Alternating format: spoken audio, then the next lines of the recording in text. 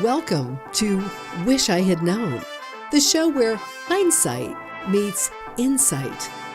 Host Jodie Lamb has worn many hats in the world of finance, from navigating the intricacies of financial planning to unraveling the mysteries of insurance claims and diving deep into the realm of structured settlements. Each episode explores the topics that make you say, if only I had known this sooner. Join the conversation as we uncover the insights that can make all the difference. This is Wish I Had Known, because knowledge is power and hindsight is 20/20.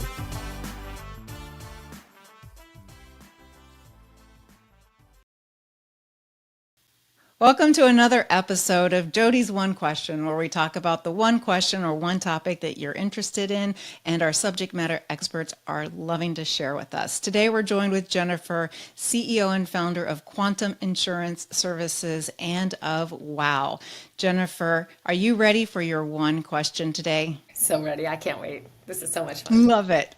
Fantastic. All right. Well, before we get started, why don't you tell us a quick information about yourself, who you are, and what is your area of expertise? Sure. So I'm owner of a firm that does insurance consulting. We are high-level independent producers when it comes to insurance. So we look at the entire market and we look to find the logical truth of money within the financial world of life insurance and annuity products by comparing all the products in the industry against one another. So we do a lot of high-level work with business managers, accountants, attorneys, and other top-level advisors to help them advise their clients on the way to maximize the value of any insurance products with which they're engaging. And I'm also, as a sort of passion project, co-founder of a really wonderful nonprofit for women called WOW. It stands for Women of Wealth, and it's dedicated to helping women improve their financial literacy, fluency, and mastery through brass tacks conversations with one another. Wow, that's impressive. Okay, so I suspect that you're well prepared for this one question, and I think everybody who's listening is in the U.S. going to be wanting to hear, what is the number one misconception that we have preparing and going into retirement? Oh, that's a great question. I would say the biggest misconception we have as Americans is that there's some sort of social safety net for our long-term care needs. It's something I'm pretty passionate about because my own father had a terrible stroke about 7 years ago. And he didn't have adequate protection. He didn't have any long-term care insurance, and he didn't have enough retirement to pay for his needs, which was $10,000 a month of round-the-clock care in his own home where he wanted to be living.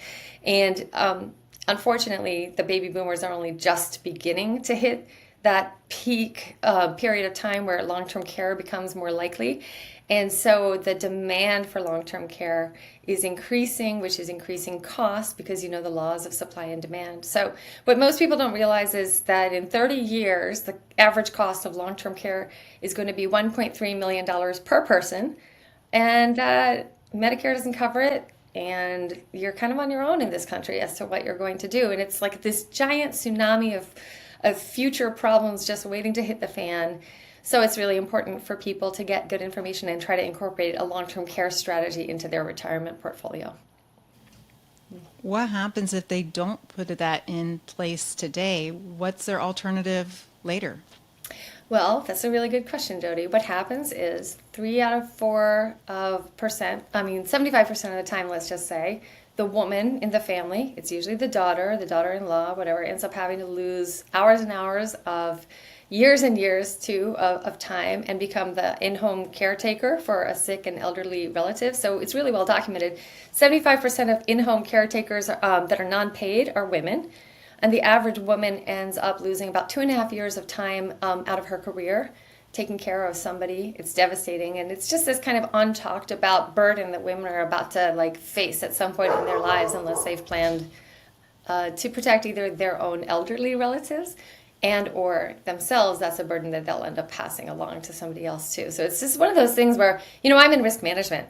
So for me, everything is about what do you know is a risk that you can cover today affordably so that you don't have to face that worst case scenario.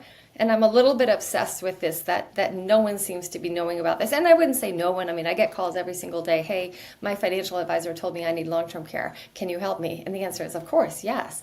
But you would think more people would know this, and they just don't. As a mother, as a daughter, I don't want to shift that burden onto my own children. When is the best time to start looking at long-term care, understanding that we have to buy insurance before we need it? And typically the younger we buy it, the cheaper it is. But where's that sweet spot? When should we be having this conversation, if not now, in our planning strategy?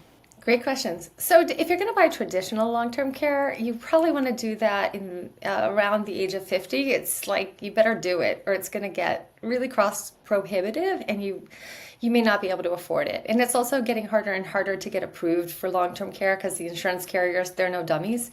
And so they don't take bad risk anymore because they're losing a lot of money. People are living way too long, way longer than they expected.